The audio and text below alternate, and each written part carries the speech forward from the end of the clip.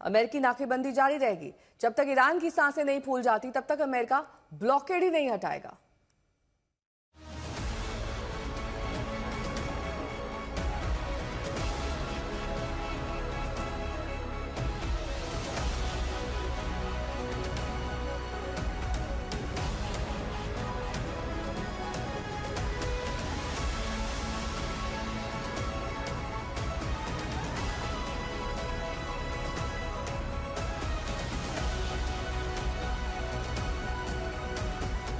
पाकिस्तान की तैयारी धरी की धरी रह गई। पाकिस्तानी हुक्मरानों के दावे धरे के धरे रह गए। ट्रंप का पाकिस्तान आने का सपना अधूरा रह गया। जेडी वांस का इस्लामाबाद में इस्तकबाल का प्लान अधूरा रह गया।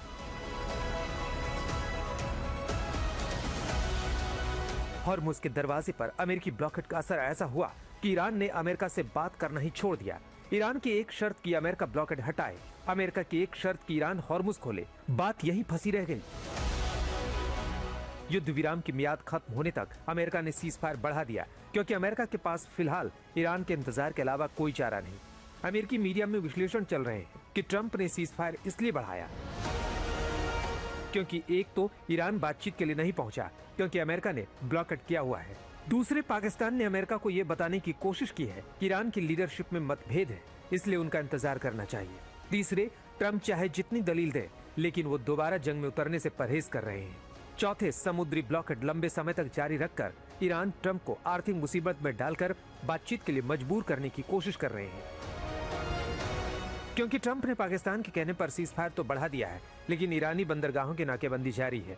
उधर ईरान कह रहा है कि उसने तो सीज फायर बढ़ाने का कहा भी नहीं था। ट्रंप अगर फिर जंग चाहते हैं तो ईरान फिर तैयार है। ट्रंप का सीज फायर बढ़ाना निश्चित रूप से एक चाल है ताकि अचानक हमला करने के लिए समय मिल सके। हारने वाला पक्ष अपनी शर्तें नहीं थोप सकता। घेराबंदी जारी रखना बमबारी से अलग नहीं है और इसका जवाब सैन्य तरीके से ही दिया जाना चाहिए। ईरान साफ कह रहा है कि जिस तरह अमेरिका ने ओमान की खाड़ी में नाकेबंदी कर रखी है, वो ईरान को हरगिज कबूल नहीं है, क्योंकि अमेरिका की हसरतें अब सिर्फ हॉर्मुज तक नहीं, पूरे हाई सी में नजर आ रही है। खबर है कि अमेरिका ने अब हिंद महासागर में एक ईरानी टैंकर जब्त कर लिया।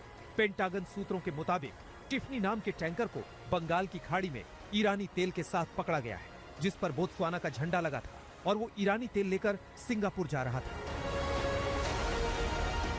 सेंटकॉम कह चुका है कि 13 अप्रैल के बाद से अमेरिका ने ईरानी बंदरगाहों पर आने जाने वाले 28 जहाज लौटाए हैं। इसमें 20 से 21 अप्रैल को ही सिस्तान और बलूचिस्तान के चाबहार के करीब से 3 जहाज लौटाए गए हैं। इनमें ईरानी झंडे वाले प्रतिबंधित जहाज आर्टमैन और शमीम थे और तीसरा कोमरोस के झंडे वाला कलिस्टा था, जो पाकिस्तान जा रहा था। इन सारे जहाजों को अमेरिकी सेना ने वापस ईरानी पोर्ट पर लौटने को मजबूर किया है। आज तक ब्यूरो।